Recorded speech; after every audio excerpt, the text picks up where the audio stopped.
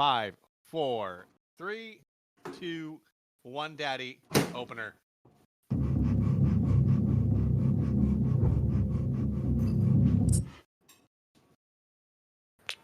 Detective Jefferson, can I help you? I'll call you back. Hey, relax, man. I got half of Bolivia sitting in the suitcases over here. Ain't been cut yet. Go ahead, take it. Cheers.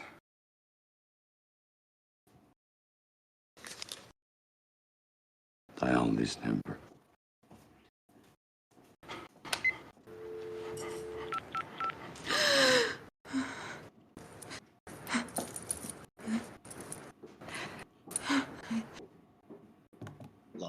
I'll talk to you later, sweetie. Okay? Bye.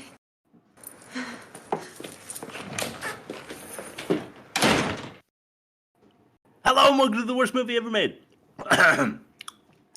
An experimental movie podcast designed with one thing in mind: to find the worst movie ever made. I'm your host, Chris Ackman. I'm joined by my co-host, development math scientist Rob Scucci and Bob Hasek. Hey guys, how are you? And why are we doing this good movie episode? Leon, the professional. Oh, I'm doing great, Chris. We are doing Leon the Professional, a really good movie.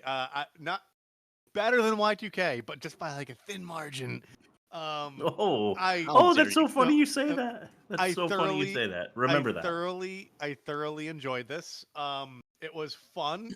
It was action packed. That opening scene we just played was the opening to the movie.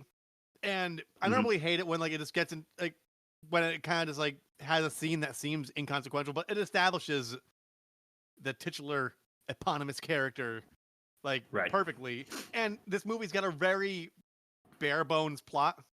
It leaves little to the imagination, so you don't need a bunch of other bullshit. You could just kind of like just lean into the characters, which is why I think it's a great movie. Bob, how are you? Would you like to describe this? I totally agree, and I'm curious what you guys deducted from 100% because I think this is as near a perfect a movie it can be. And I was fortunate enough to see this at its first run when it was billed as The Professional when it first came to theaters in America, and is now Leon the Professional, which is cool. So yeah, I'm ready to explain it, which will be succinct. Okay. Let's go ahead and do the explanation. Here we go. Mexican guy says to the black guy, I'm gonna give you $10, you can buy me some beer, I'm gonna loan you my car. The black guy borrows his car, goes to supposedly buy him some beer, and all of a sudden, he gets out of the car for some reason, and somebody hits him on the head. The best explanation. Okay. All right. Long alliteration, even though it's a good movie. Here we go. Okay, got it. A hermit hitman who's helpful and humble is hired by a hopeful half-pint to harm the hostile, heartless, and hypocritical henchmen who hurt her homeboy. Wow. Can you repeat that after half-pint? Oh, yeah. Hired by a hopeful half-pint to harm the hostile, heartless, and hypocritical henchmen who hurt her homeboy. All right. That might be longer than my explanation. Right. A hermit hitman who's helpful and humble is hired by a hopeful half-pint to harm the hostile, heartless, and hypocritical henchmen who hurt her homeboy. Yes. I got a little lag, and I couldn't keep up with the words, but we got it now. We got him. So guys. Leon half-pint being the best word there. Yes. Leon is a professional hitman, referring to himself as a cleaner. And Matilda, this young girl, lives in his building, and her family is slaughtered by the police because her dad was cutting drugs that the police were dealing. So they're crooked. They kill Matilda's little brother. And Matilda ends up hiding out with Leon because he's her neighbor. She ends up hiring Leon to find and kill those responsible. Along the way, he also trains her to become a cleaner too. It all ends tragically and beautifully with justice pretty much being served on all fronts. Yeah. Yeah. Agreed. Tightly written. It's almost perfect. Yeah. Yeah. All right, let's throw it to test. Let's throw it to the best YouTube comment. Yeah, we got. Is there a best? Do we have a best one for that? Or no, it's just the regular one. Okay. It's always we do these so infrequently that I always forget. Yeah. I don't feel anything. After reading these YouTube comments. All right. A truly unforgettable masterpiece and touching film with such a perfect cast of the underrated Jean Reno, Natalie Portman, Gary Oldman, and so many others. It literally created a film that was perfect with such a strong, emotional, action-packed storyline, and what a soundtrack. Honestly, one of the very few films that you could truly say has no flaws, and one that everyone can agree is perfect. With such a low budget to work with, created a true masterpiece, a film that'll never be forgotten. And I agree with that. But they said the thing that I'm going to disagree with, which is what the only thing I deducted points from for this movie. And I understand it's kind of integral to the movie's plot. All the classical music. This is one of those movies that could have had a really cool, just like drum and bass shit in the background, or or like some like house we'll talk music. more about the or, soundtrack. Yeah, but that's just me being nitpicky. But like during some of the badass scenes, I just wanted to hear something like, you know, I just wanted to hear that like in the background, like fading up. But I did. That's just me like anachronistically looking at it. But that's the one thing about. But it goes to the one major character, obviously. Yeah, because he likes listening to the symphony, all that. Yeah, so I understand why they chose that stylistically. But that's actually in the director's history of filmmaking. He always leans Mozart. Yeah, and the scenes that weren't with Gary Oldman though, I wish they would have like deviated from that a little bit. But that's just me nitpicking. Otherwise, I think it's a perfect. The end. I did like so one of the pieces of the soundtrack that I enjoyed the most is when you're first meeting Matilda, and you're like coming up the stairs with Leon. The camera is. And they have the soundtrack blurs into like a very like Rugrats toddler kind of sound to introduce her, which I thought was really well done, because at the beginning of the movie you want to think of her as like a 10-year-old. Yeah. And you know, so like, but the further the movie goes along, the more mature and adult she seems, which is one of the themes of the movie that's like kind of uncomfortable, but done like super tastefully and well, I thought. Yeah. But yeah, the soundtrack really lended itself to what they were trying to do. But yeah, Rob, a little basic going for composers for the crazy guy. You know, like it makes him super intelligent. Like the guy in Twister who's listening to classical music is the smart one, and in Boondock Saints a little later than this movie, I think they steal Willem Dafoe loves the classical music, even though he's like kind of crazy, just to show that he's brilliant. There you know, go. It's now you just mentioned two bad movies, so now we're back on brand. Good job. Yeah, fair. Boondock Saints is kind of bad. Yeah. It sucks. I fucking loved it though, you know, growing up. So it still has a place in my heart. Anyway, let's throw it to Ain't That a Pitch? Test number 2. Ain't that a pitch? It's my turn, I think, right? Yeah. Right. Leon is a cleaner who drinks lots of milk. He kills for the money and not for the thrills. Matilda comes knocking after Stan feels daddy dropping. I gotta know what's in those green and yellow pills. Yeah, me too. That's good. All right. Got a guy you need whacked? Leon'll do it in a jiffy. On being a lover dad, he's a little more iffy. Gary Oldman, so good. It gave me wood. Ever so slightly more tumescent than Rob's Y2K stiffy.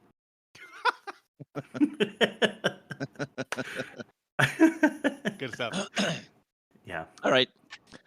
Here we go. Norman Mansfield is a narcotics cop obsessed with Mozart, though he's a drug-dealing crooked pig with no heart. Leon trains Matilda to shoot strangers and sacrifices himself to keep her from danger. Compared to this film, Forrest Gump is considered low art. Sorry, it won the Oscar that year, and so many other movies were better. This one being one of them. This was definitely better. Yeah. I like Forrest Gump, but this was better. Yeah, I have moments of enjoyment with Forrest Gump too. It's just the length of it. You should. You know? I know, it's crazy long. I don't know. We don't really compete on these. Team 5. Yeah, was it, man? We all touched on different flavor points. I think we did.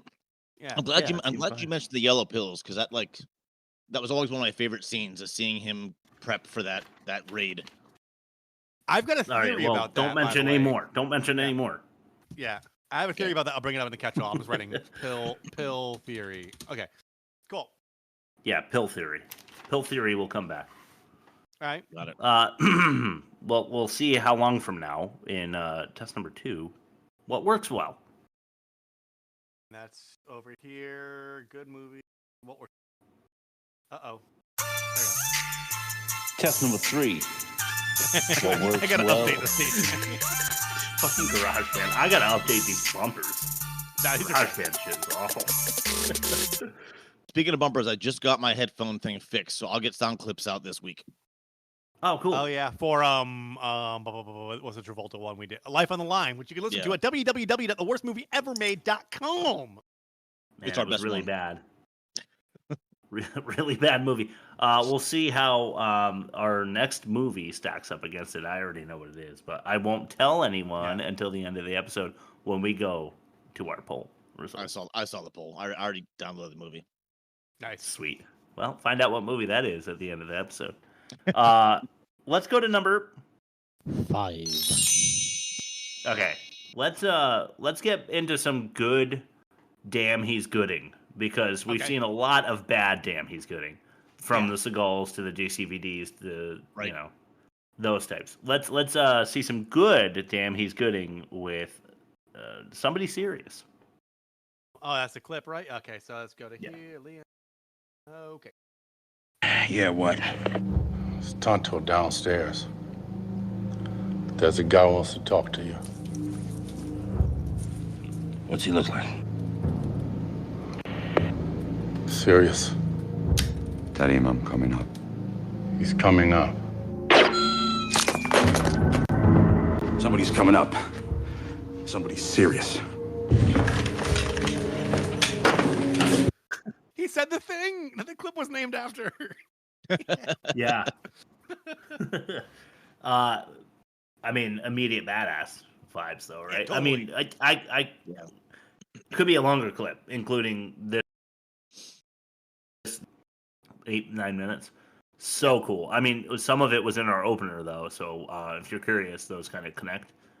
Leon just like kills everybody and then comes out of the dark and puts a knife up to the big guy's neck, and does the whole opener bit. But immediately you're like, you know why it's that is a good effective? hitman.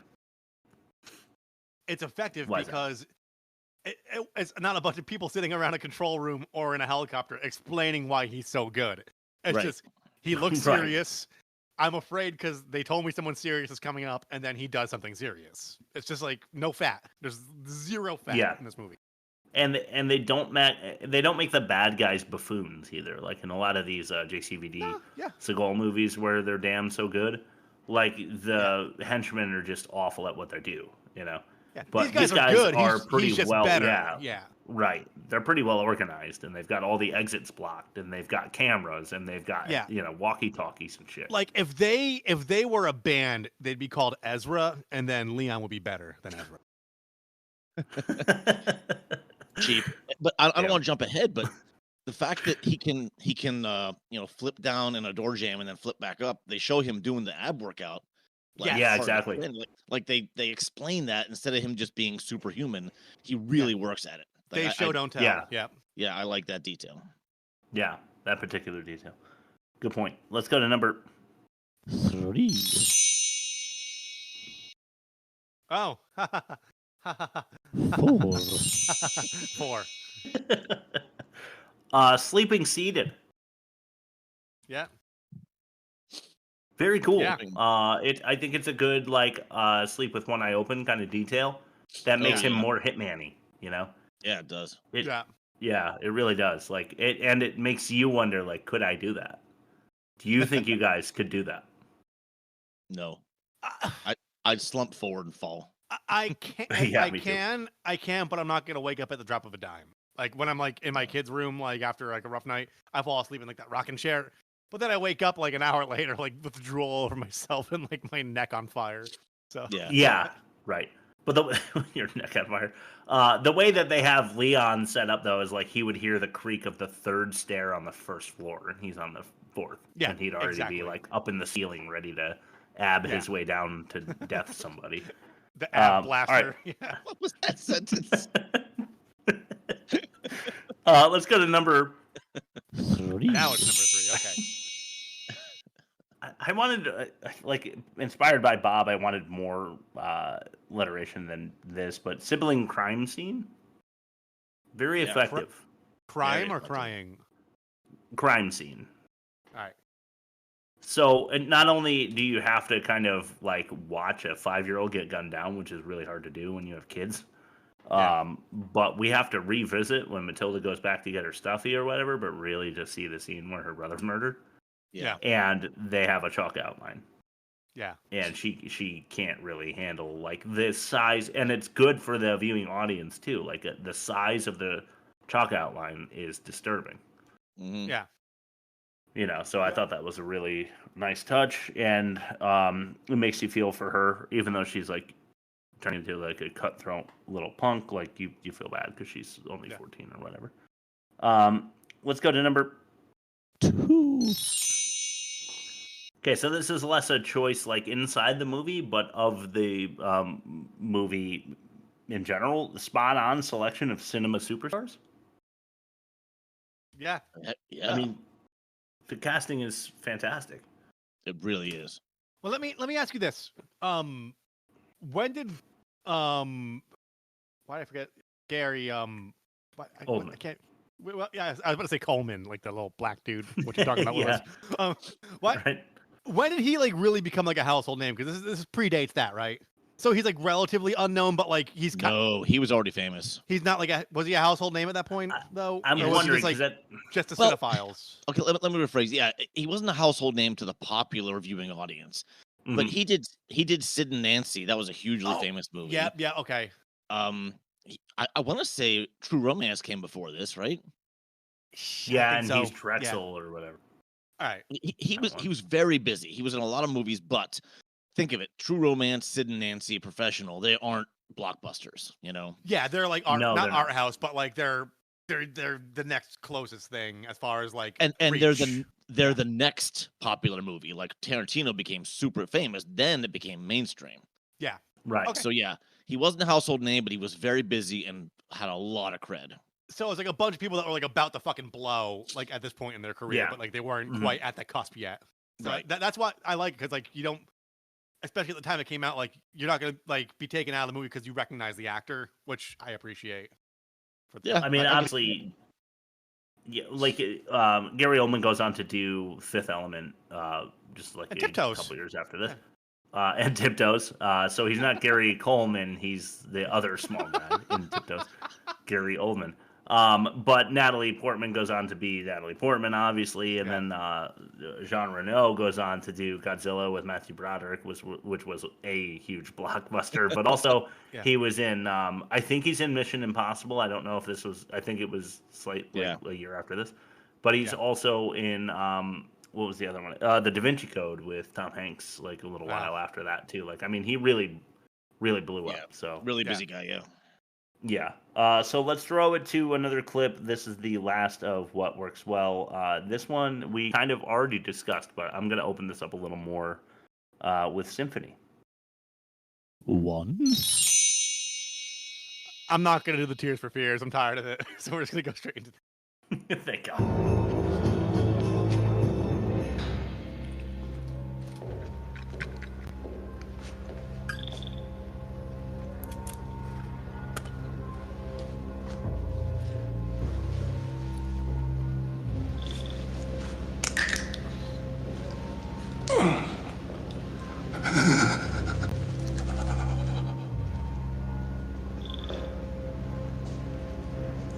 I like these calm little moments before the storm. It reminds me of Beethoven.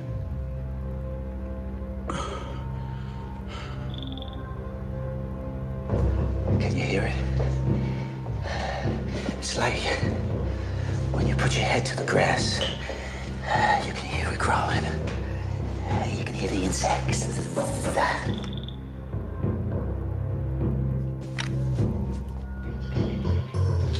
Do you like Beethoven? Couldn't really say. I'm gonna play you some. Yeah. Yeah, and then he goes in and annihilates the whole family.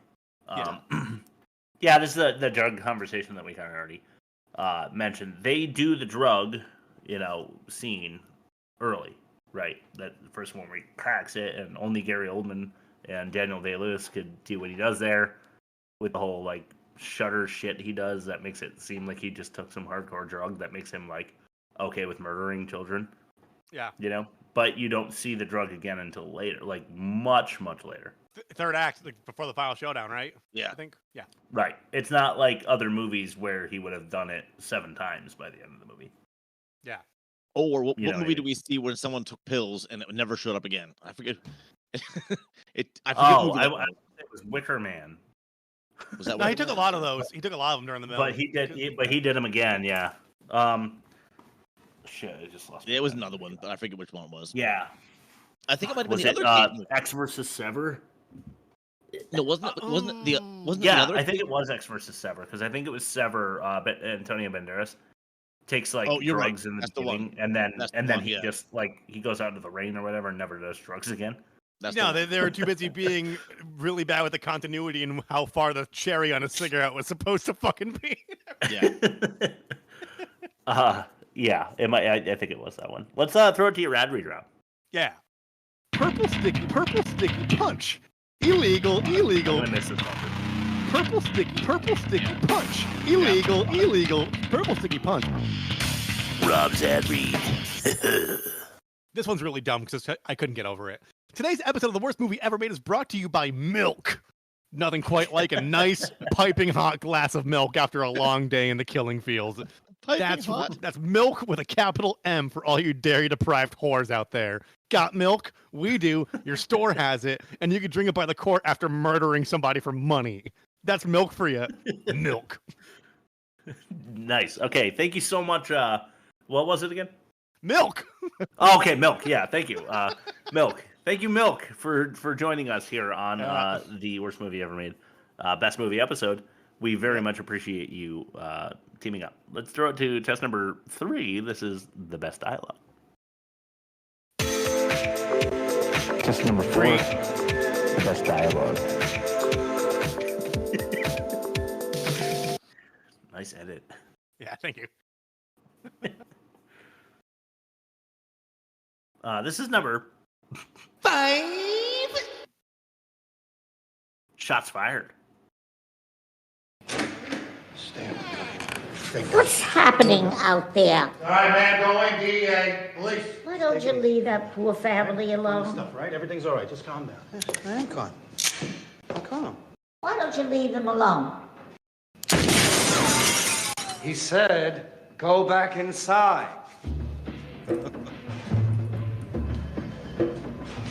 Stan, I think it's better if we go inside, all right? Yeah. There's some of that soundtrack. It sounds like a James Bond level in like the 007 video game or something. Yeah. But yeah, it may be a little cheap to do the old lady humor thing, but like they have good moments of genuine humor in this movie, like that. You know what though? It that establishes how much of a psychopath he is early on. So yeah, it's and like, that they're cops. I think we find out just then. it says DEA. Yeah. That's true. Yeah. Yeah. They Yeah. need to say that. Yeah, and then you're like, what? Did he just say we're cops? Like, good move, I guess, to the old lady, but they actually are. All right, let's throw it to number 4. This is Sip. I want you to teach me how to be like you. How to be strong like you, smart like you. Matilda. I know I'm not strong enough yet. But I could learn the basics. The theory. What do you think? Just the theory. I need this, Leon. I need time to get my head together. Yeah, and I need.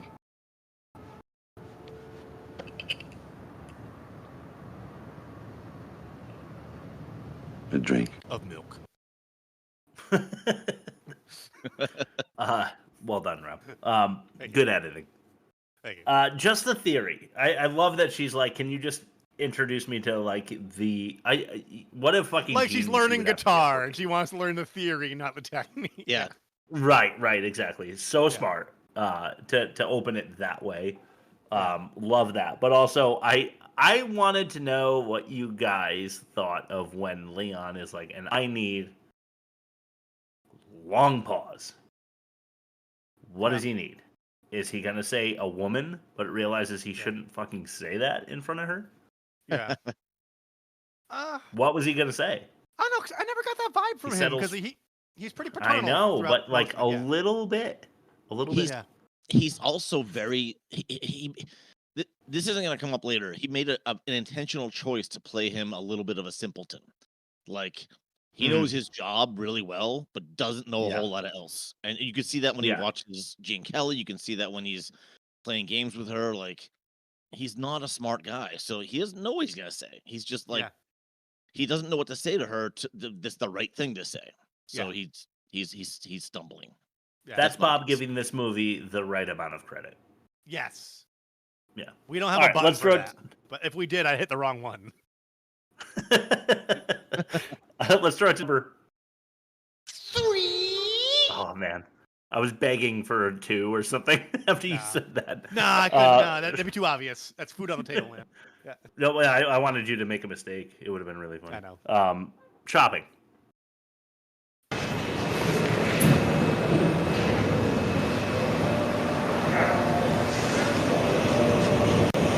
Is life always this hard? Just when you're a kid.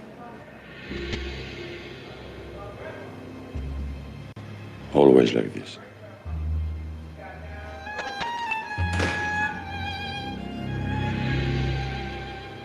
Keep it.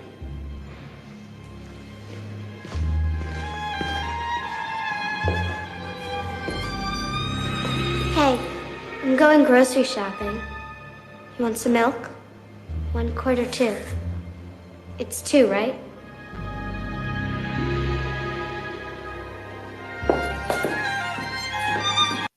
Fuck the police. I wasn't looking. I'm pretty sure Bob didn't actually say that. No, I was actually drinking water, so it looked like I was a ventriloquist. Oh. That's clear milk, by the way. Now do it while singing. Yeah. Life is always like this. Yeah. Fucking just a really cool line that he would deliver that to a kid like that. Squash her hopes, but like be real with her because life does suck. Let's be honest, dude, guys. it's shit from wall to wall every day. Yeah. I'm gonna say 2 things. One, Rob said it already. There's no fat. Like they get right to it. Yeah. Second, as a teacher, when you are honest with a kid, they immediately connect with you. Yeah. They're like, I trust this person. Hey, can I go get your milk? Yeah. Right. Like, that kind of thing. I think it's just. And by the way, she's 12 in the movie. That's what she's supposed to be. Yeah. Anyway. Oh, she's supposed to be 12, not 14. So that would make her like a 6th grader, and that would make sense. A smart 6th grader. For the honesty too, it's like go to a restaurant and you ask your server what their least favorite item on the menu is, and that establishes trust because like they're willing to tell you that there's something they don't like that they're offering to you. Mm-hmm. Yeah. At a place like Olive Garden, not that I ever worked there or anything, because I definitely don't know every secret that they have. Yeah. But what the servers learn to do is to say that they are personally opposed to it for what could be several reasons. From allergies to just personal dislike that started as a child. So you don't disparage the quality of the dish on offer, but by saying like, oh well, me, I almost choked on a mozzarella stick when I was 7. vegan. I never really wanted one again. If they didn't like the mozzarella sticks or something. Yeah, exactly. Right. Anyway, miss you guys. If anyone's listening. But I do love my new job. Let's throw it to number 2. This is Savior. I've decided what to do with my life. I want to be a cleaner. Want to be a cleaner? Here. Take it. It's a goodbye gift. Go clean. But not with me. I work alone. Understand? Alone. Bonnie and Clyde didn't work alone. Thelma and Louise didn't work alone. And they were the best. Matilda, why are you doing this to me? I've been nothing but nice to you. I even saved your life yesterday, right outside the door. Right. So now you're responsible for it. If you saved my life, you must have saved it for a good reason. If you throw me out now, it's like you never opened your door. Like you let me die right there in front of it. But you did open it. So, Attila, if you don't help me, I'll die tonight. I can feel it. And I don't want to die tonight. Attila, you're just a little girl, so don't take it badly, but I don't think you could do it. I'm sorry.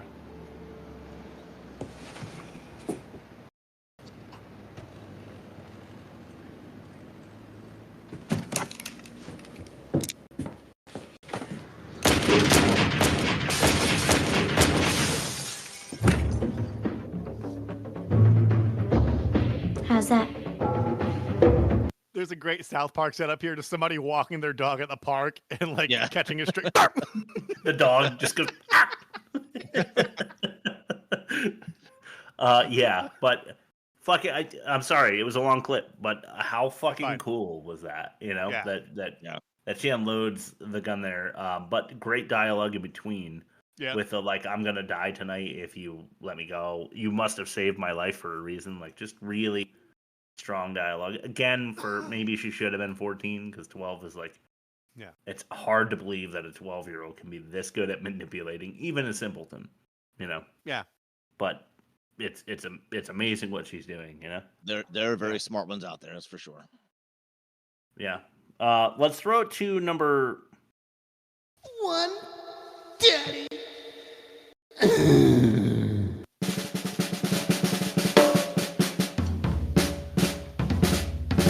You know what? Fuck it.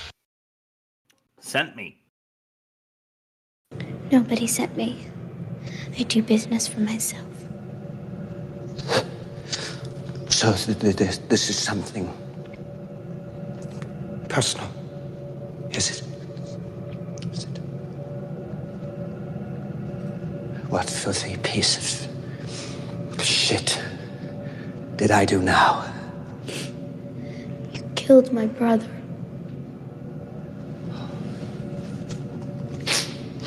I'm sorry.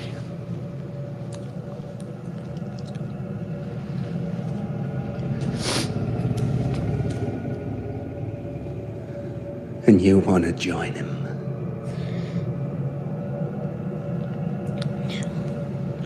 It's always the same thing.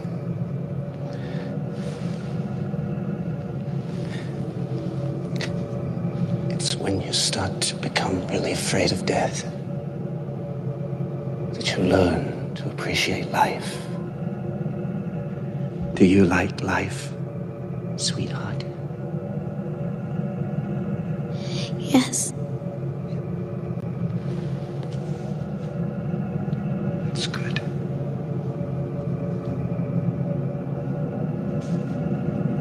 Because I take no pleasure in taking a life if it's from a person who doesn't care about it. Take back what I said about the soundtrack because I wasn't watching it with headphones like I normally do, and it actually does really set. Yeah, the sound design. Oh god. But It's when you're watching it on like the TV at a lower volume because everybody's sleeping. It didn't hit You me can the same hear way the as it's hitting violin. me. Yeah, it hits me in the headphones a little better. This clip starts right after. Like, I wanted this to be like a 3-minute clip because as soon as Matilda goes to deliver the pizza or whatever, the Italian food to Stan, and she stops into the bathroom to get prepared to shoot him. But as soon as she goes over to the window, he closes the door behind her. There's like a very strong 3 to 4 minutes where he makes like this wild analogy about the Italian food and who like what assassin sent this unassuming little girl to kill him, and then like asks her everything she knows about Italian food, and while you're at it, tell me about the chef that prepared it for me, as if to say like who hired you to kill me, which is really cool. But that's right before this clip starts, and then he's like, "Which filthy piece of shit did I do now?" Like, which is just cool, like a cool dialogue way to say like who did I kill that you're upset about once he realizes it's personal. Yeah. And then there's this seesaw of like forgiveness. No, I'm gonna kill you. No, I'm gonna forgive you. No, I'm gonna kill you. And you're like just so tense in these moments where his dialogue is making you wonder whether or not he intends to kill her right there in the bathroom, which ultimately I think he did. Yeah. But when he's like, do you value life? And you think that her way of getting out of being killed is by saying yes. He throws it back at us by saying good, because I don't get any joy out of taking the life of somebody who doesn't care about it. Yeah. He's saying like, I cannot wait to kill you because you love life. Like that's how fucked up he is. Yep. Great. You know, Perfect. So just very consistent. Yeah, super good dialogue. So that's what we have there. Let's throw it to test number 4. This is the best production. Test number 5, the best production. Nice edit. All right, I'm gonna just say all good choices. Yeah. Yeah. I couldn't nail down one thing that I liked more than anything else. I'm gonna do a little history and then talk about the movie and then talk about what came after. So Luc Besson is the director. He made Nikita, which I actually recommended on the pod before. I don't know if you guys remember that. Yeah. Excuse me. And this is his bigger budget, barely, but bigger star-powered follow-up, and it nearly happens in the same universe as Nikita. Matter of fact, Jean Reno plays a hitman in Nikita. So Cool. yeah. Anyway, first of all, when your source material is that good, like coming from that, you'd think the expectation that you won't achieve something even better, but he totally did. The writing, the camera work, the acting, obviously, the sound design, I really thought was excellent. Like when the TV switches to cartoon, right? Like the tension was high, and you jump, like just little things like that were so perfect. And the mixture of drama, action, and humor, you just don't find that in too many movies out there. And just to flash back one last time, Forrest Gump won Best Picture that year, and I'll never forgive the Academy because Shawshank, Professional, Pulp Fiction, Legends of the Fall, Dumb and Dumber, Clerks, and Ed Wood all came out that year. Yeah, and that's fucking crazy. They were all better than Forrest Gump, but that year for movies, wow! I mean, it's just unbelievable. Amazing. What was it? 94. Yeah, that was my last year high school, first year college. That was the year for movies and Toy Story, I think. Yeah.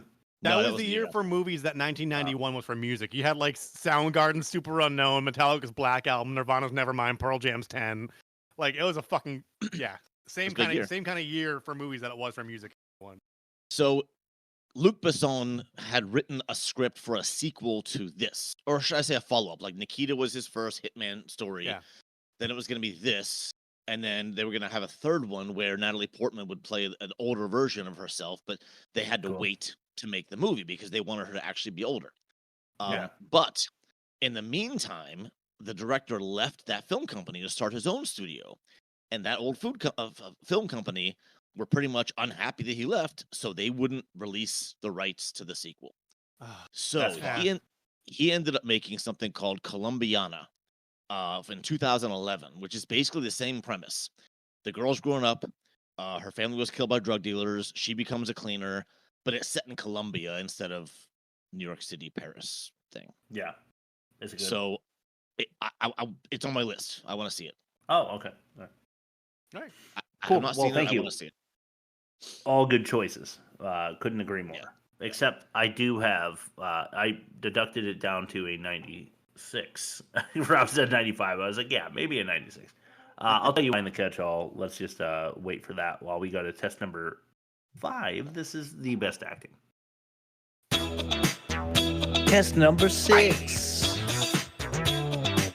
The best acting. I like that we haven't done anything about these outdated bumpers in like 4 good movies. Because like, you gotta think about it I don't think about it for weeks. Then it's like, oh shit, I should have done that, and then I didn't, and I won't. Yeah, 9 or 10 episodes later into our 1400 episode run. All right, this is number 1. cigarette with an S.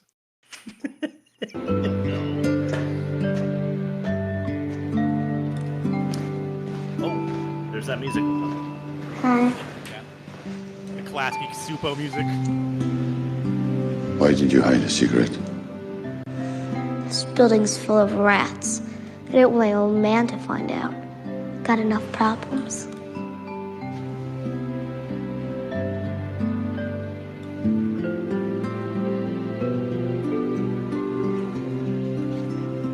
What happened? I fell off my bike.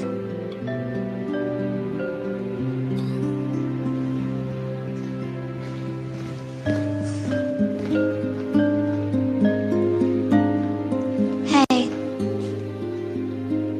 Don't tell my dad about the cigarette, okay?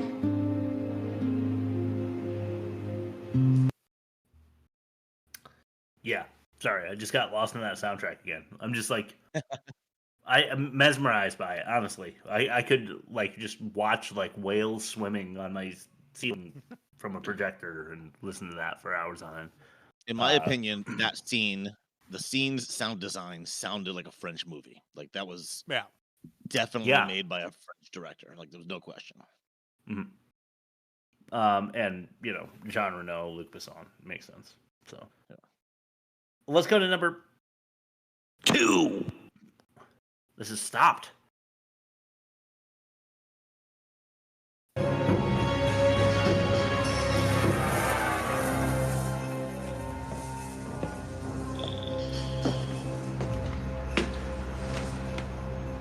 We said noon. I've got 1 minute past. You don't like Beethoven. You don't know what you're missing. Overtures like that get my juices flowing. So powerful. But after his openings, to be honest, he does tend to get a little fucking boring. That's why I stopped. Toss the apartment.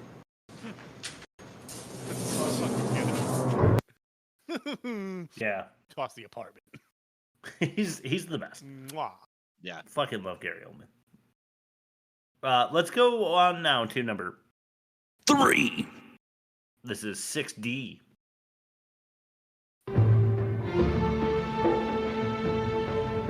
Call this a YouTube. Go check us out on YouTube if you want to see this. www, the worst movie ever made. Or Spotify. Please open the door.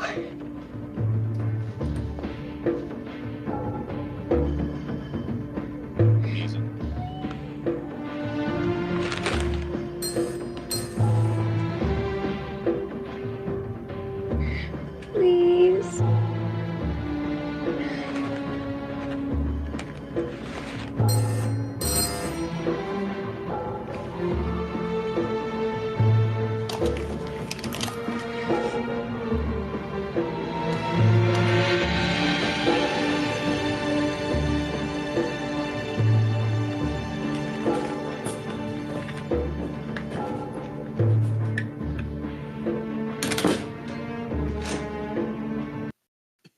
Okay.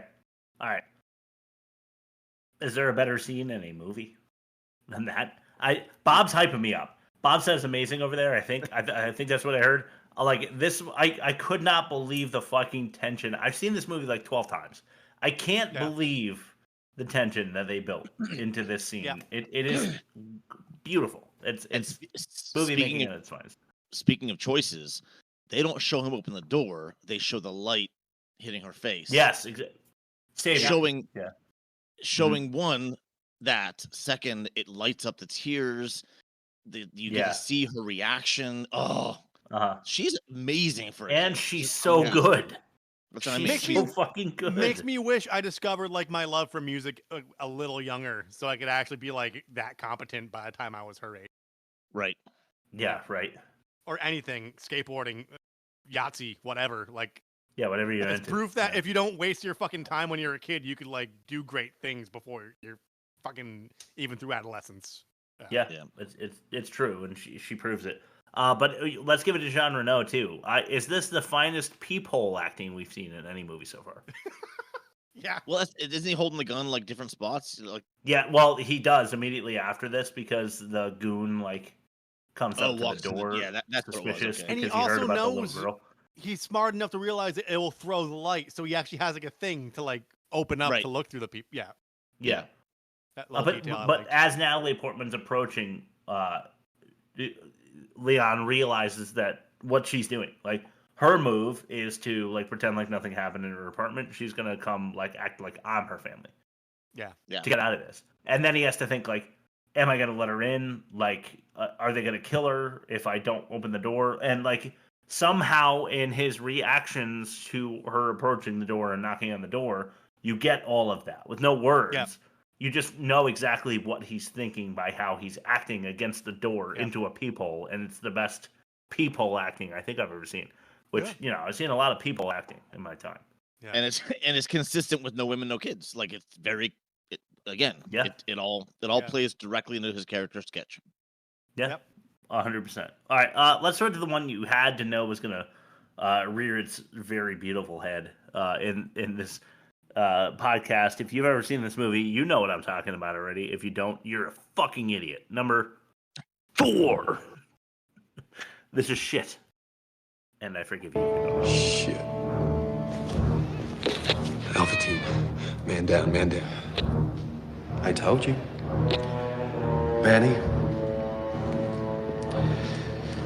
Bring me everyone. What do you mean, everyone?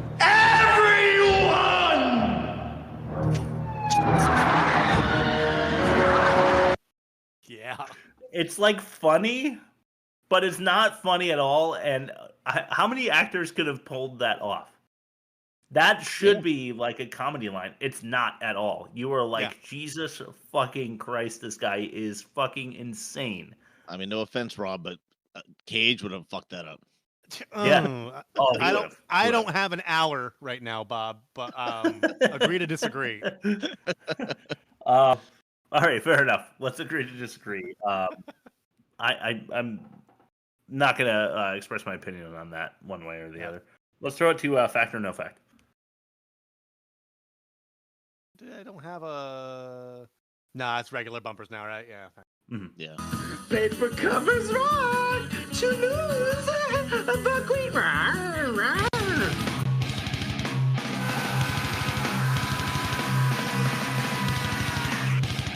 Oh yeah, sorry. This is fact or no fact. Last I love time that we bang bumper. out to that one. I love that bumper, except for the opening because I hate Pauly Shore. Yeah. All right. So this is a bit of a stretch for the rhyme, but the movie is called Leon the Professional, and my rhyme is something we agree on. It's exceptional. Agree on. Yeah. Agree on. I did. Jack Rabbit slapped the bear. All right. So once again, this is the regular fact or no fact, where I got 5 things and one's a lie, and I gotta see if you guys will figure this one out. This is I think I did a good job on this one, but I also have secondary facts for every single one of these. All right. All right. First one. Christina Ricci was first offered the part of Matilda, but had shooting conflicts with Adam's family values and had to decline. Okay, second one. One of the members of Oldman's crew, the actor, went on to perish in the collapse of the World Trade Center towers in 9/11. Okay, third one. All of the interiors of Leon's apartment were shot in Paris, France. Okay, fourth one. 3 of the actors in this movie played a lead in a movie about JFK at some point in their career. And the last one. Director Luc Besson has stated that the relationship between Matilda and Leon were based on his relationship with his second wife. Okay. I know which one. I know which one Chris doesn't want to be true. Jesus Christ. So, back when I was a full-time editor for a pop culture site, I want to believe that somebody wrote about this movie and mentioned something about the relationship. I forget what they said, but I want to say number 5 might be true. I don't know for sure though. 3 actors played Leah in a JFK-based film at some point. I don't know. I don't care about Mr. Kennedy that much. Have that in my memory bank. Interiors of Leon's apartment were shot in Paris, France. Someone from Oldman's character's crew in the movie went on to perish 9/11. I mean, they're all plausible, and I think Christina Ricci's also, that's also plausible. I'm just not sure when Addams Family Values came out. I thought that was more like 96 or 97, but we don't research these things, so we actually have a chance to actually make a fool of ourselves. It was 93. Wow, really? When it was released, yeah. I don't know. I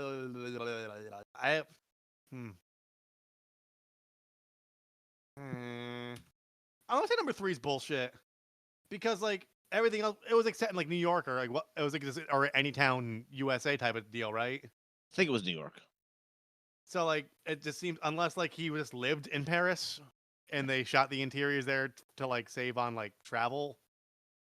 It wouldn't make sense to have like the interior of that apartment set like elsewhere when everything else was so obviously like not Paris.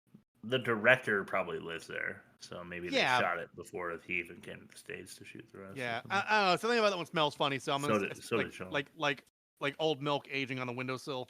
So I'm gonna say 3 is my lie. Okay, I mean, it's a good guess.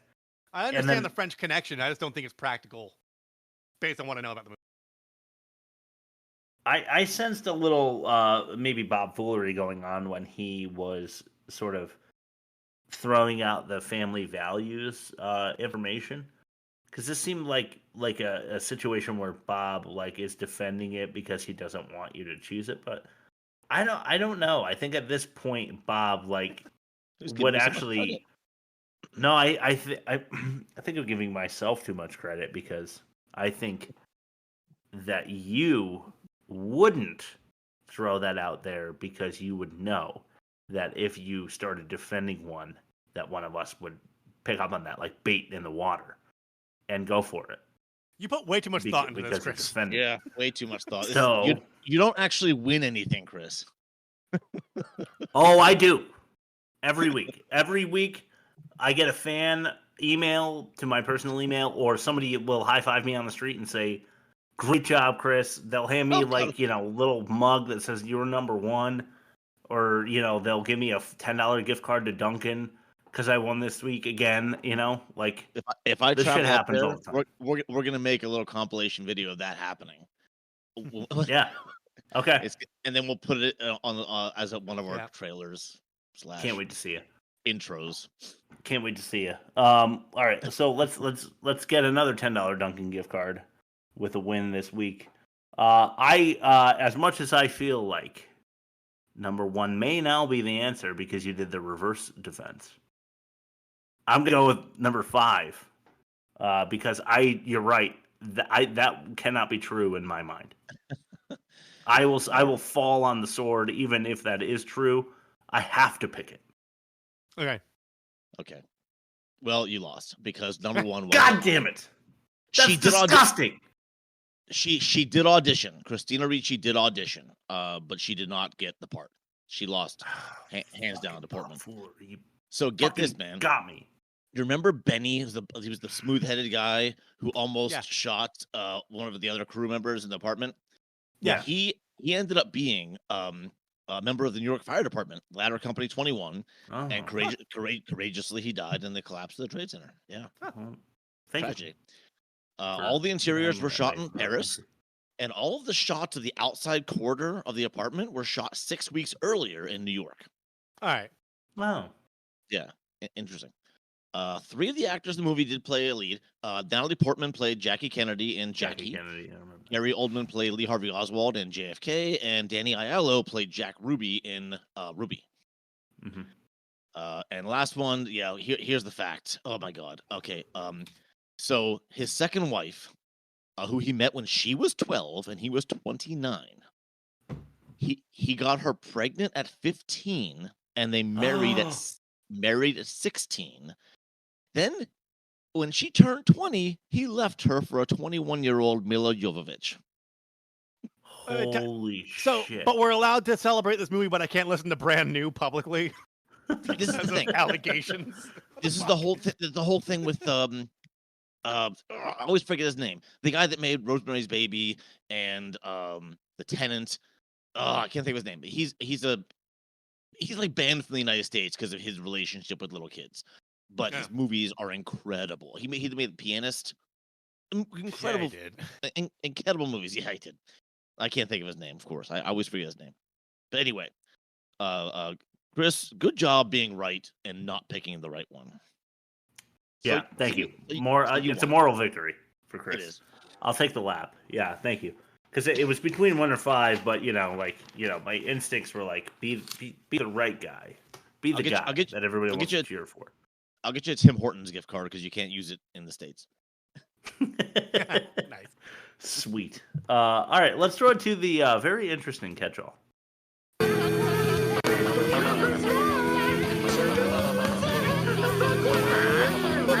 catch-all. Hey, Chris. Do you think Natalie Portman was an industry plant?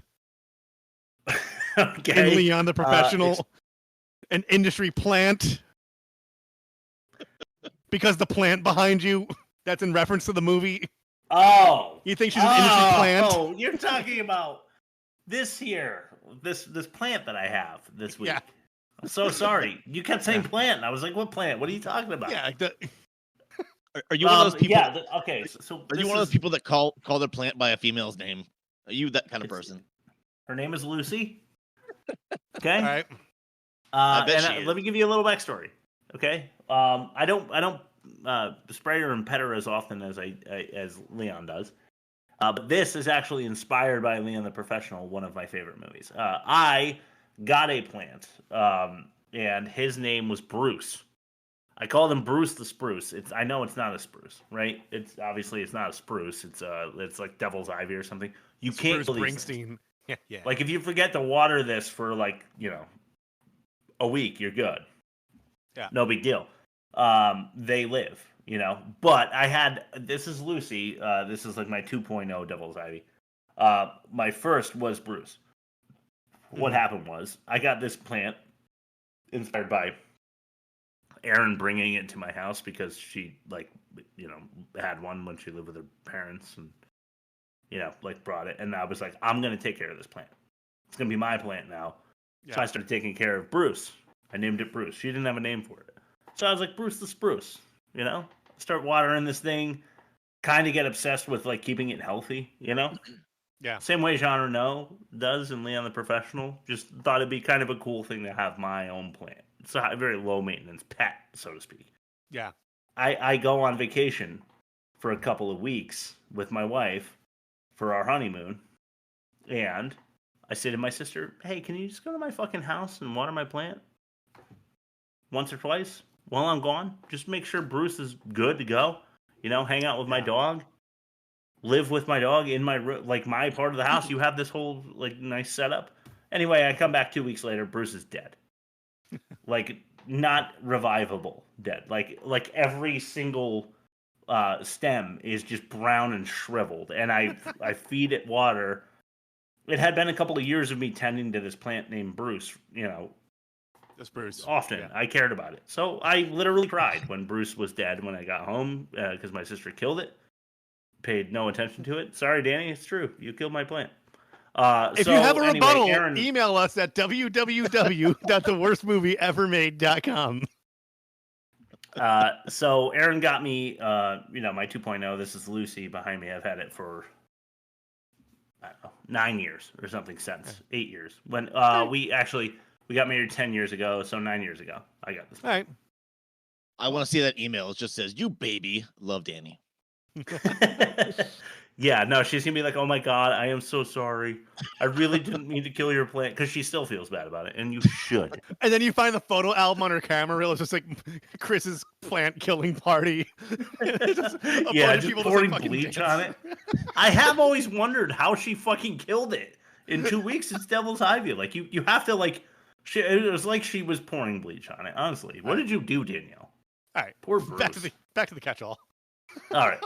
Anyway. My number 5. Billiard comes up. I'm wondering, was the dope cut to begin with? Totally. Imagine this.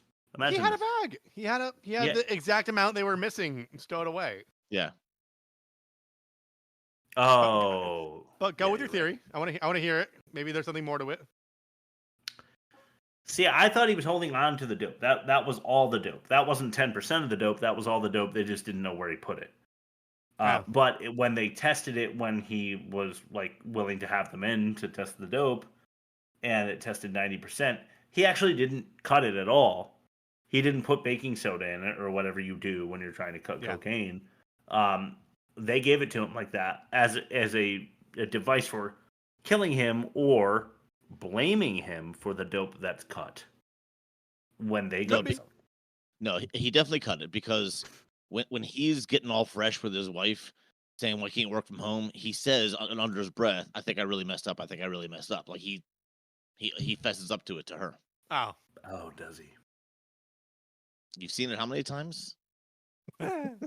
Yeah, well, you know what? We can't all be minute detail. No, okay. I remember I definitely didn't catch that the first time I saw it, but at some point I heard that and I'm like, oh, so he's definitely guilty. Like I said, justice is served on so many levels. Maybe not everyone deserved to die, but everyone who did something fucked up, even Leon, because he did kill a lot of people. Yeah, he did. They suffer. Yeah. Yeah, it's true. All right, go ahead, Bob. Okay, speaking of his wife, she played Audrey in the movie Little Shop of Horrors, and apparently she wore the almost the identical outfit but the actual same wig as she did in Little Shop of Horrors. Like it was the same outfit, and yeah. Then she gets blasted in the tub. Yeah, pretty close.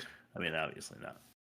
You know what I love for my number 4 is every time that the mob member has Leon visit him, he says, "Hey Manolo, take the kids into the back. Hey Manolo, bring me a coffee. Hey Manolo, bring me some milk." Like Manolo, poor guy, is just like errand boy 1A, and there's like 8 subtle Manolos mentions in the movie where Manolo has to do like these little tasks and I just love that as like a little side story. Interesting. So this takes place over many days, right? But Gary Oldman's character is never seen wearing anything besides his beige suit and white shirt.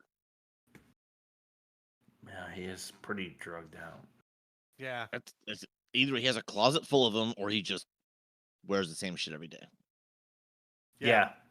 I like that. I like that choice. I think that was cool. Yeah. It's almost like bad men wear a certain color and good men wear a certain color. I think it's like that's part of him. Is that ratty suit? Yeah, I like that. Which he is super pissed about having shot. I was about to say, to your point, Bob, I don't think his suit is ruined throughout the rest of the movie, so that leads me to believe that he probably has several. Right. Possibly. True.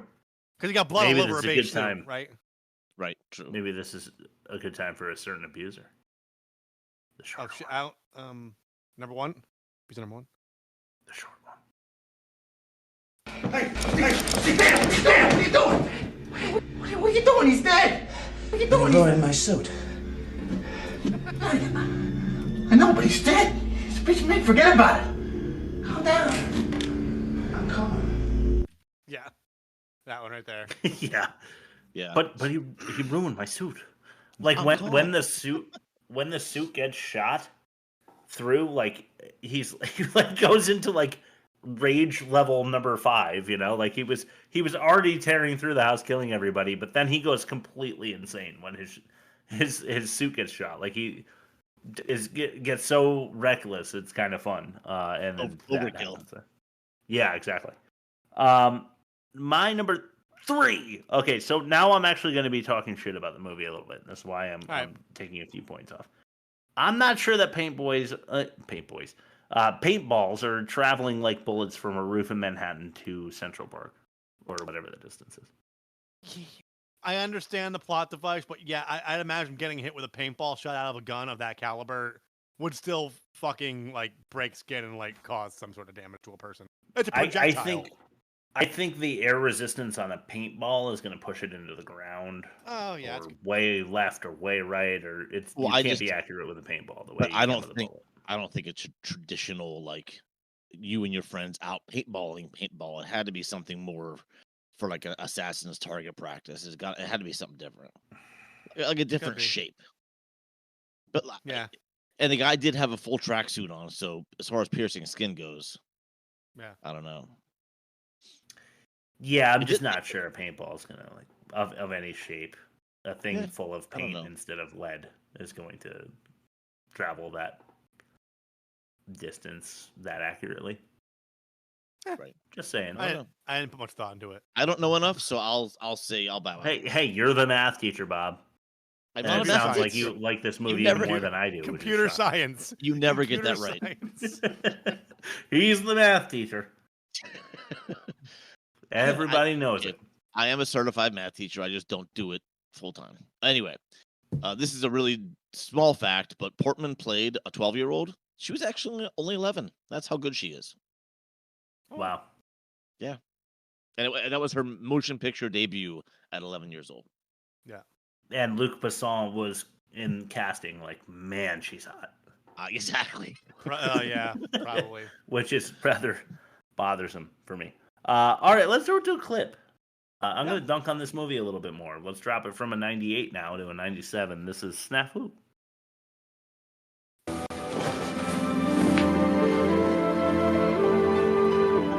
You've been really great with me, Leon. And they're not always like that.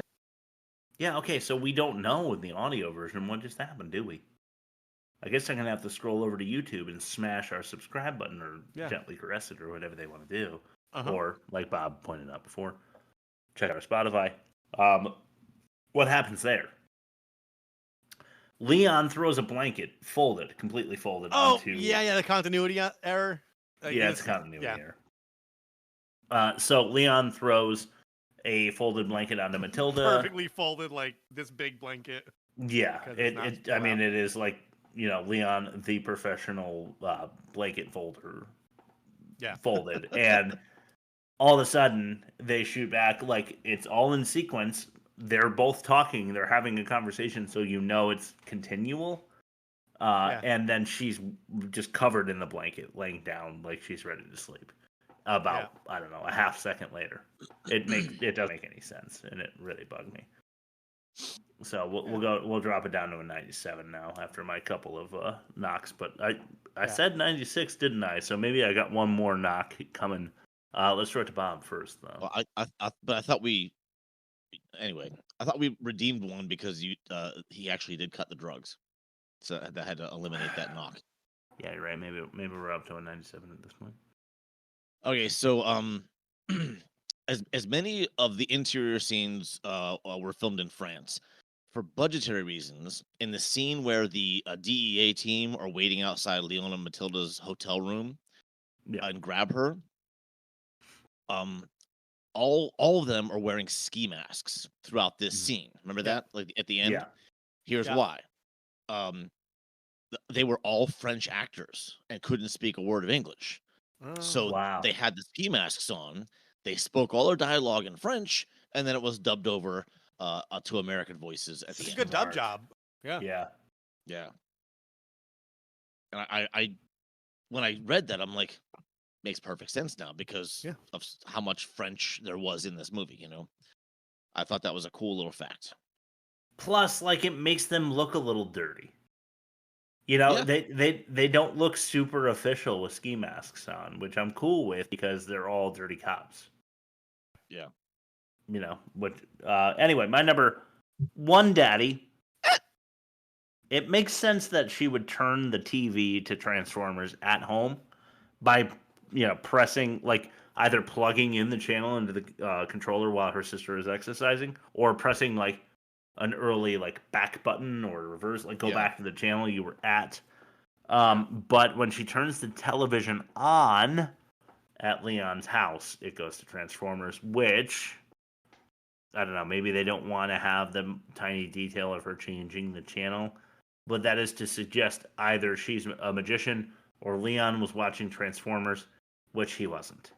Well, they're more than meets the eye. Chris. They what? They're more than meets the eye.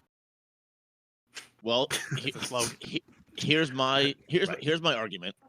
Cartoons like that were on regular network channels. Syndication. So last time he watched TV, it could have been some other show at night.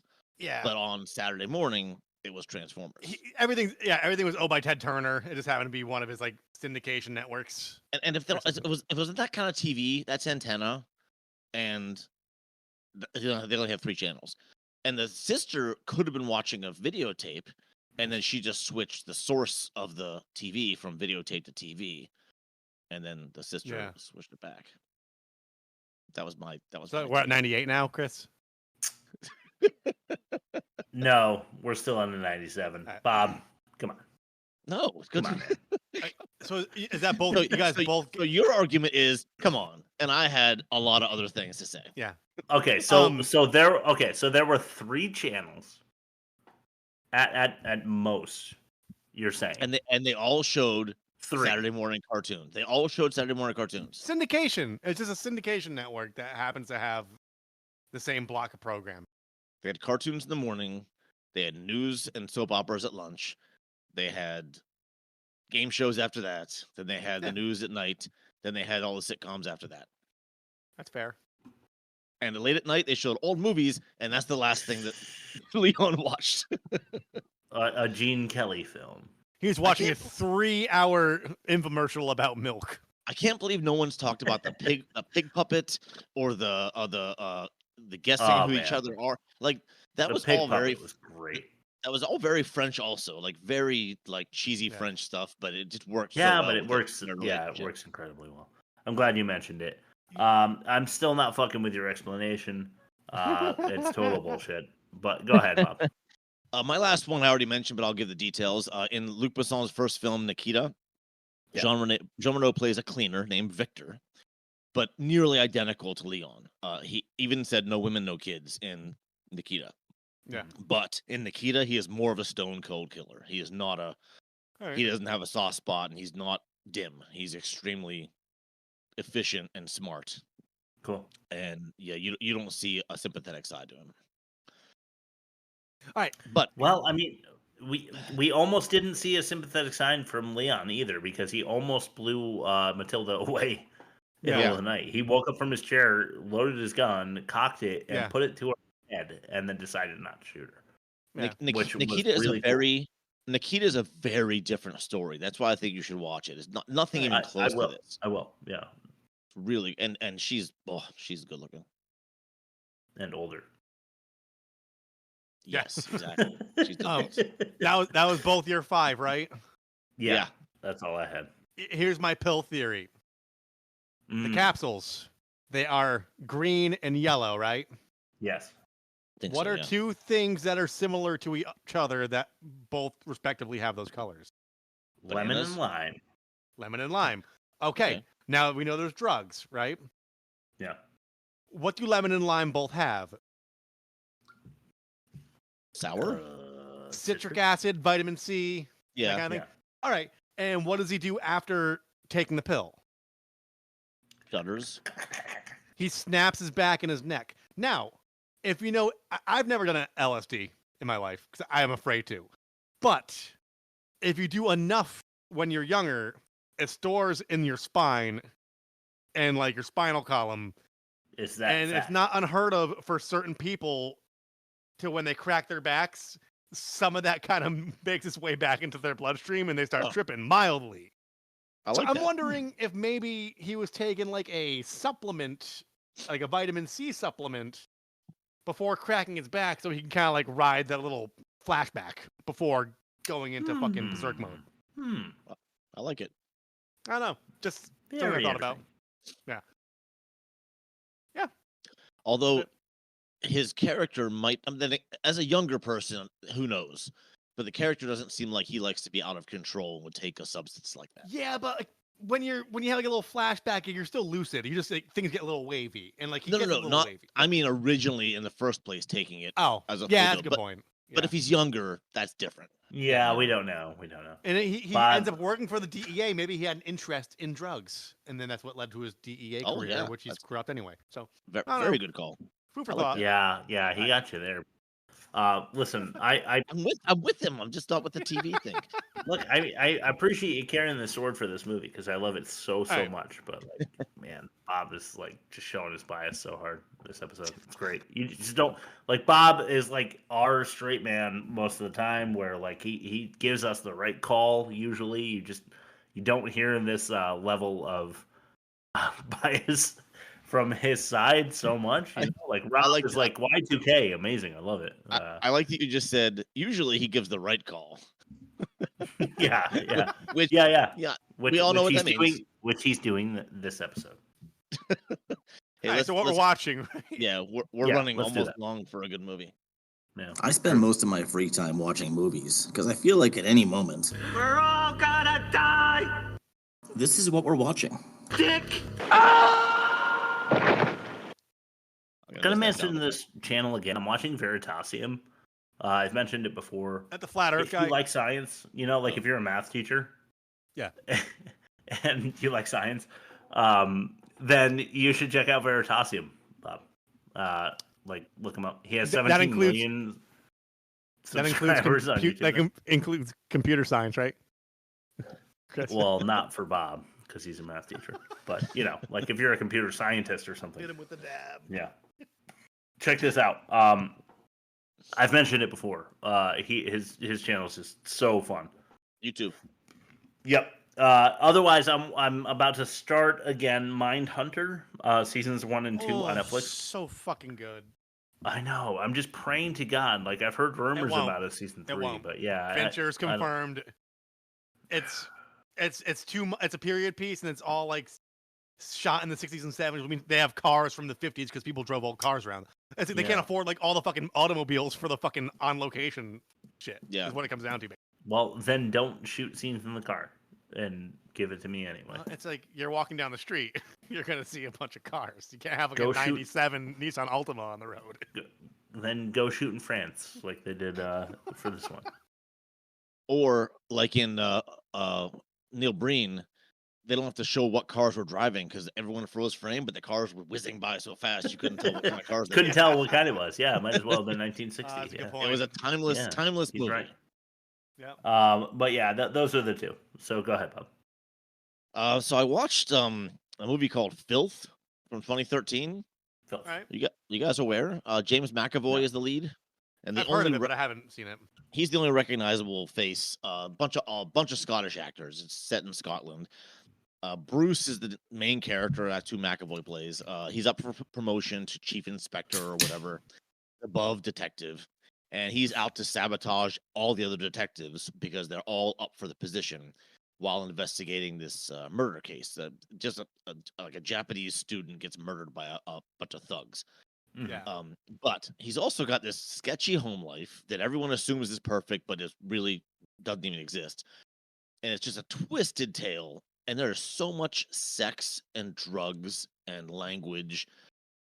Like the movie title says, it's filth. If you can tolerate like Tarantino at his worst, you might be ready for this. Like it's rough. Cool. Like the opening scene is McAvoy taking a kid's balloon and just letting it go and then flicking him off. Like, all right, fair enough. A little kid, and it's pretty good. It's a little rough, but it's pretty good. It's entertaining. The accents are really hard to get through though. You have to like have subtitles on. Right. Like it's like watching the first Mad Max. So you aren't necessarily sure what everyone's saying. Right. Because they use slang too. You mentioned the lead character like flipping off a kid as he like takes his balloon away and like throws it into the sky or whatever. Red One, which I mentioned that I watched around Christmas time. I want to see that. Chris Evans does the exact same fucking thing to open the movie. I'm guessing it was an homage. Yeah. Yeah, it probably was. Yeah. And I didn't see anything else on TV, but I did see the Lindas on Saturday. I already had the shirt. I didn't buy the shirt at the show, but I got to meet their moms at the merch table because I got my kids both hats. Sick. It's so tight. For the drummer's insane, dude. For like a little, not to be like a little girl, like a little like a Stacy-sized woman, like she's fucking relentless. They're so young. They're just they're like 18, 19, and they've been playing for, my God, like 7 years already, maybe 8 years, and they must rehearse and play so much together because they were not a flaw in their set. She has like Zach Hill chops on the drums. Like it sounded like listening to a record. Like it sounded just like the recording. My only detraction from the show was their banter was very rehearsed as well. No. And as a person watching a show, I was like, you could just totally tell.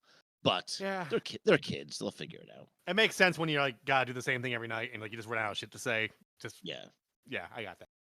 All right, I finally watched Tim and Eric's $1 billion movie, and my mileage varies on Tim and Eric stuff.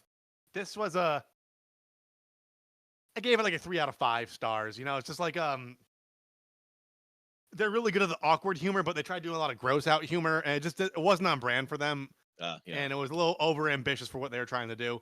There's genuine laugh out loud moments, but like their style of delivery does not lend itself well to feature length film.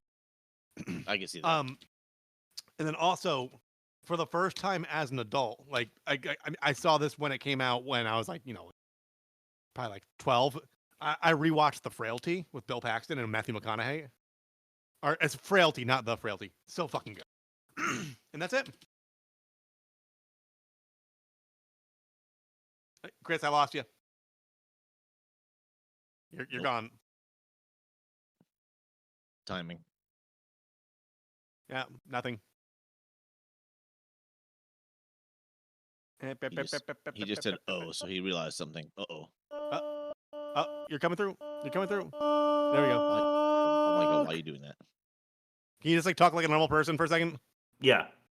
Hey, there you go. Okay. All right, cool. Asshole. There is no offensive minigame. No offensive minigame. All right. Okay. So do you want to play the bump here or just throw it to our back credit names? Let's do the credit names. And you have this amazing ability, like when we're trying to figure out your audio issues, like you'll be like, you'll move your lips like once and then like back away from the microphone and you'll do it for like a minute and a half. It's like, just fucking sing the alphabet or some fucking shit too. Keep it going so we can see so we can what a douche. Kahneman and Booth. Johnny Limo. Willie One Blood. Matt DeMatt. Supreme Macaroni Company. Gerard Lamp. Peaches Dolan. And Chevalier Cayman. All right. Cool. Chevalier Cayman is the prince of mashed potatoes. Oh. Apparently I cut that off. And Supreme Supreme Macaroni, what was it? Was it like a sponsor or something? It was like one of those like special thanks or like giving credit to like Chevalier Cayman, the Prince of Mashed Potatoes. Just thought I'd mention it. But yeah, Supreme Macaroni Company lent the like Italian deli that they shot some of the scenes in. All right. I just thought it was really funny that Supreme Macaroni Company was mentioned in the credits. Yeah. Yeah, so threw that in there. So anyway, let's throw it to the results because we do not have a movie comparison. All right. Pitch, Team 5-star. Oh, do you want to do a bumper for this? No. We don't have to. No, we're good. It's just yeah, fuck it. Pitch, Team 5. All right. What works well? I mean, everything. Yep. I say fucking everything. Everything. Dialogue, like super good. What do you want to? Fantastic. Zero fat. Zero fat. Yep. Zero fat. Oh wow, that pulls a fucking almost nearly a clean sweep. God damn. All right, good. Go on. Jesus, really? Yeah. Production, all good choices. Yeah. I mean, that's what we're saying. Yeah, we agree. Acting, nearly perfect, impeccable. Yeah, impeccable. Yeah, Impeccable. salubrious. Professional. Oh yeah, I like that. Yeah. Professional. Very nice stuff. And then demerits. Nope. None. Yeah. Like it. Blanket. Blanket. Blanket Yeah. demerits. Next week, Rob, what are we doing? Baby Geniuses beat out The Fanatic 76-24. Dude. Jesus And Baby Geniuses came out 5 years after this. I always love when a really shitty movie comes out after a really good one. That's a good way to start a season because this cleanses the palate. We set our expectations and like wham, Neil Breen. You know. I accidentally watched a Mystery Science Theater last night after the poll was already out, and the movie I watched is my next poll choice. It's perfect for our show. Okay, cool. It's 80s bullshit. Nice. Love 80s Can't go wrong with that. But 90s bullshit for next week. Baby Geniuses. Rob, why don't you plug us and throw it to Bob for his last word? Yeah. You can reach us at www.theworstmovieevermade.com. Everything that you would possibly want to click on is there. There's little logos that take you to Spotify, YouTube, Apple Podcasts, Google Play, Instagram, and TikTok. YouTube's been really a bunch of dicks about the copyrights lately. There's a whole verification process. I gave them my ID. They have my driver's license now, but apparently you can't if your dispute gets canceled, which it does sometimes, to escalate it to an appeal, you need to be verified. And I've gone through the process 2 weeks ago. They have not completed the process. It's not user error. It's YouTube error. We have video on Spotify now, so just go there. Even if it's not the premium, if you gotta watch a couple ads, that's fine. We don't make any money off that. We're not trying to coerce you. Yeah, that's true. We don't. We're not trying to sell you things like hymns for erectile dysfunction. We're sponsored by milk, guys. Okay. www.theworstmovieevermade.com. That's right. Yeah. Thank you again. Thank you again. Milk. To our milk. Check your notes. Yes. Thank you again. Milk. Yeah, we appreciate it. I forgot to write that down. All right, Bob, what's your last word? You. I'm going to look Chris in the eye when I say this. Transformers. Mother meets the eye. Fuck that.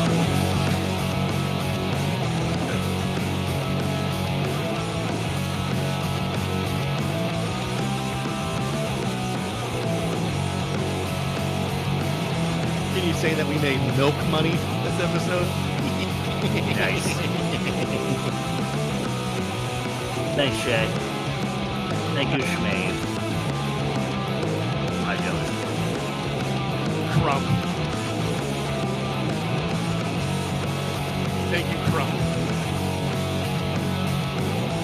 Thank you. The person that had a heart out in the middle of our show. Ever? Crump. Oh. Bet you her career's going great. All right. See you, Jelly Scroll. I have a hard out at 8:32. Sorry.